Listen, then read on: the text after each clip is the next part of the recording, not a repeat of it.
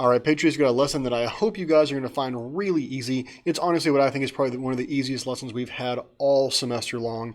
And I know you guys really appreciate that. We've got something that's pretty easy to do.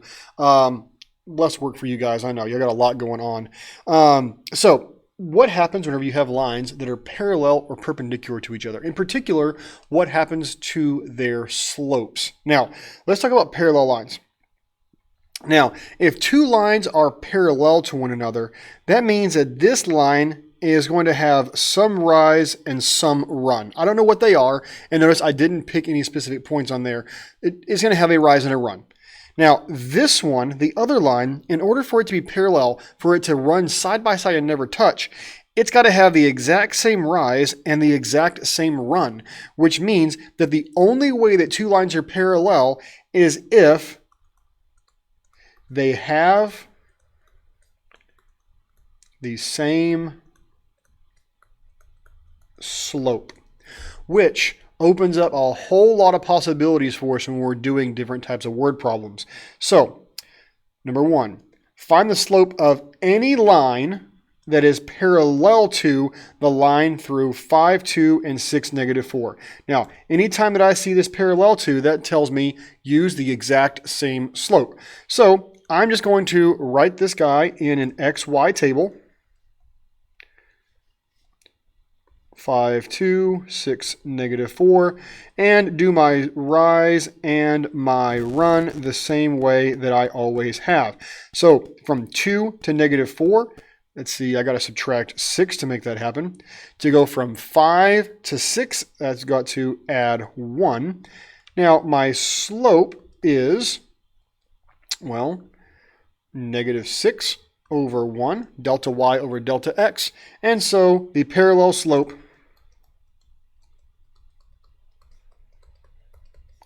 equals slope -6 over 1. Okay, because they have the exact same one. All right, let's see number 2.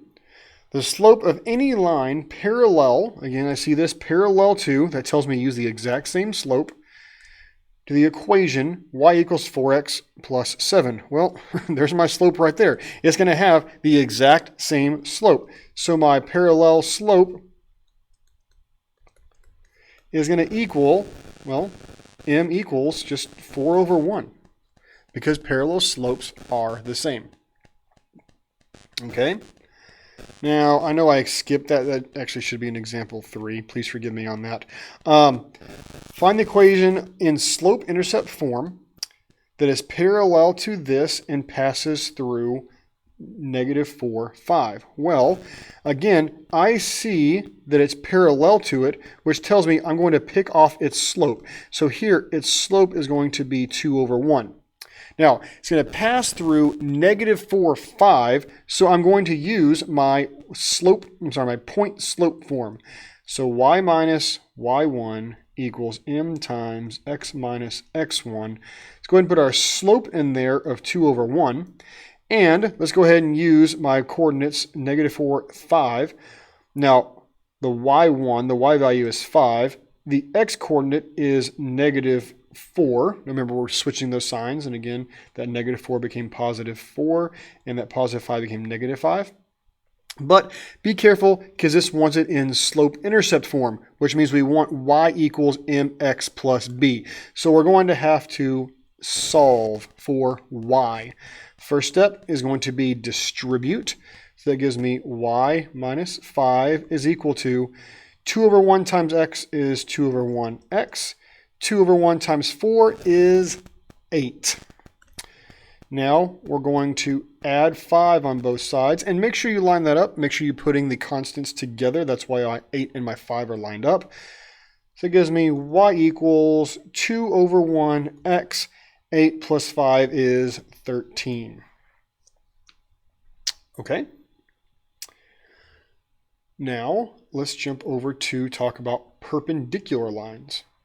Now, perpendicular, you're going to see this a lot when you get to geometry. That is when we have two lines that intersect at right angles, at a 90-degree angle. Now, the special thing about their slopes, two lines are perpendicular if the slopes are opposite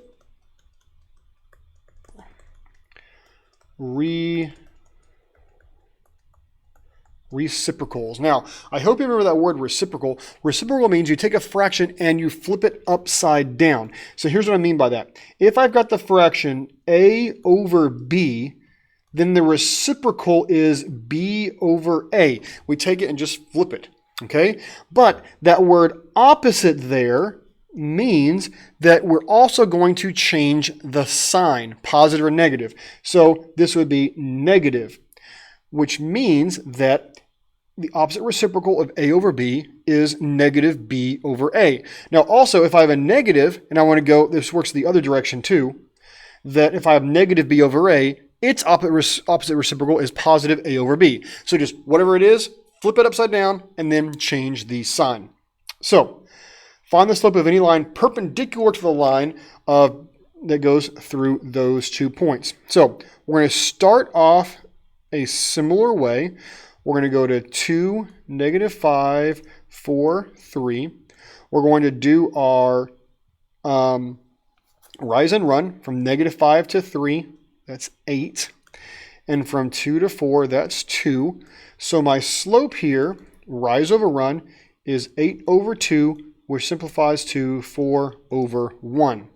Now, what we're about to do is one of the reasons why I've said all year long that slopes need to be written as a fraction. One of the reasons is because you need to be able to graph your rise and your run. The other one is for situations like this when we need to take the perpendicular slope, where we're going to take the opposite reciprocal. Oh, I meant to do that in red. Opposite reciprocal. So we're going to take that 4 over 1 and convert that to m equals, well, the reciprocal is 1 over 4, but since that was positive, we're going to make this negative, so it is negative 1 over 4. Now, for number 5, find the slope of any line, and again, I see perpendicular to, and that perpendicular to tells me I need to do my opposite reciprocal. So I look at this and I see that my slope is positive 4, which I'm going to convert to 4 over 1.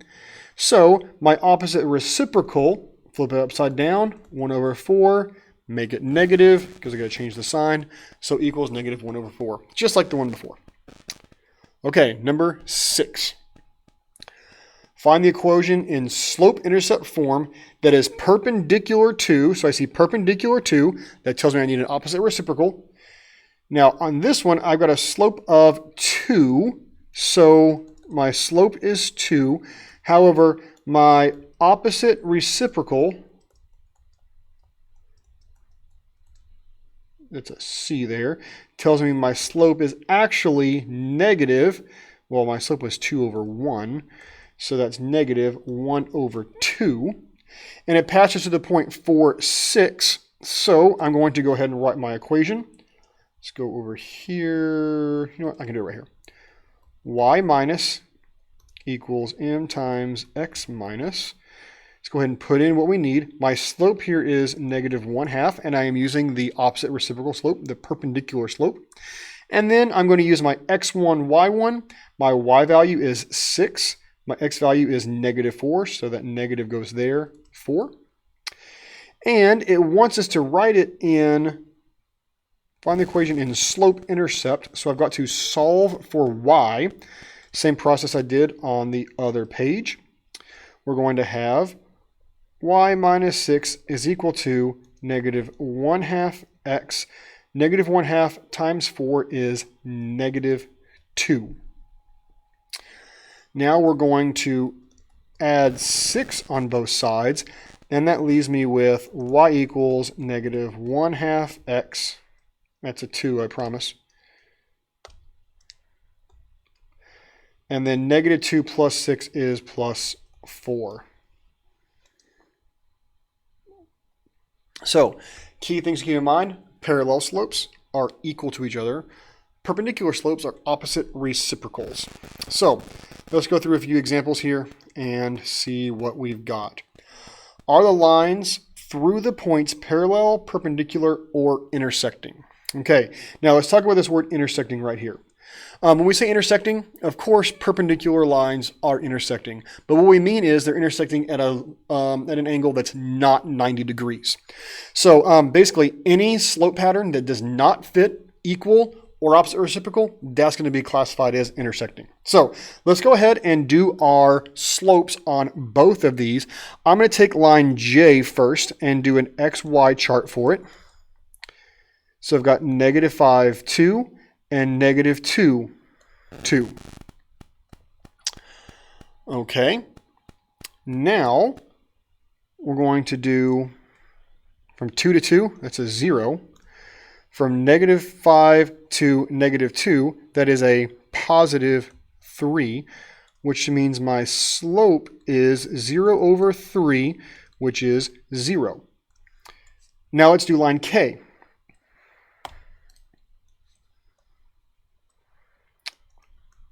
X and Y.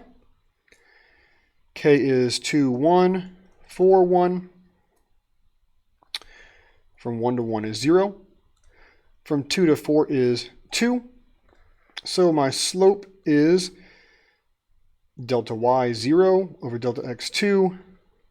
Well, 0 over 2 is 0. Now, when I see that they are the same slope, let me write this in red. Same slope tells me parallel. All right. Let's go over here for line J. XY table, 7, 6, 14, 9.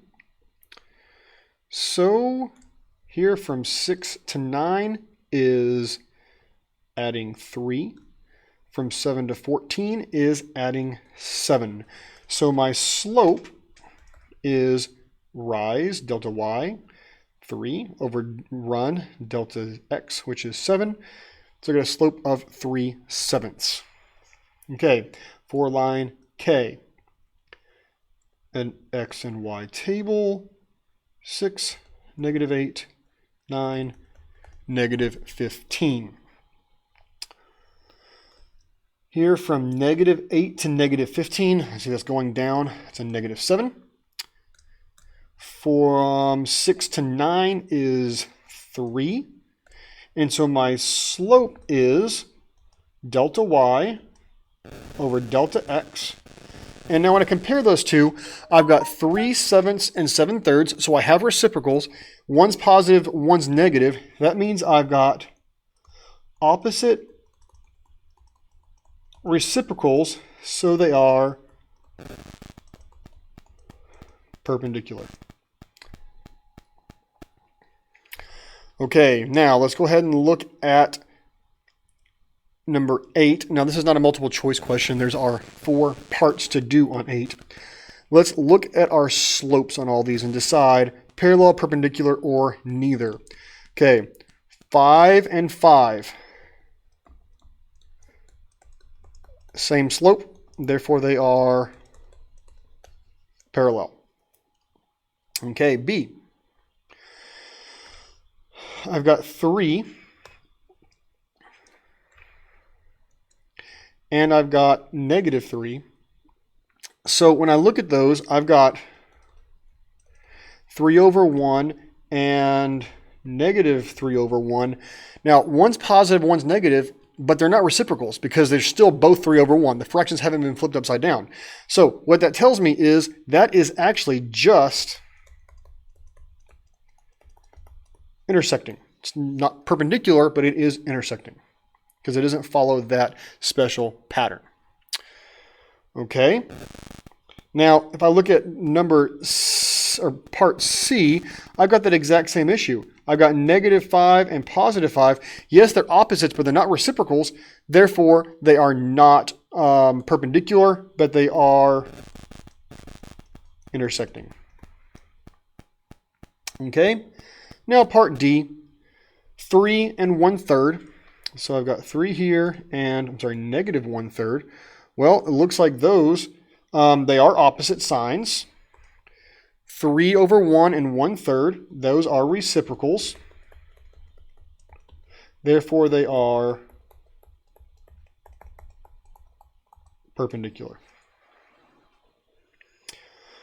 Okay, the last thing we need to cover here is what happens in the special cases, or the special case of horizontal and vertical lines. Now, the reason that that's a special case is because I can't really have a reciprocal of a 0 slope. And you can see that right here. What if I had tried to do a perpendicular slope here? The perpendicular would be 3 over 0, and then I've got the 0, and that is undefined. So we got to be able to handle that in a kind of slightly separate thing. But the good news is there's actually a pretty easy way of doing that. And the way I want you to think about this is, sorry, I'm pulling my notes up so I can make sure that I write it the right way here.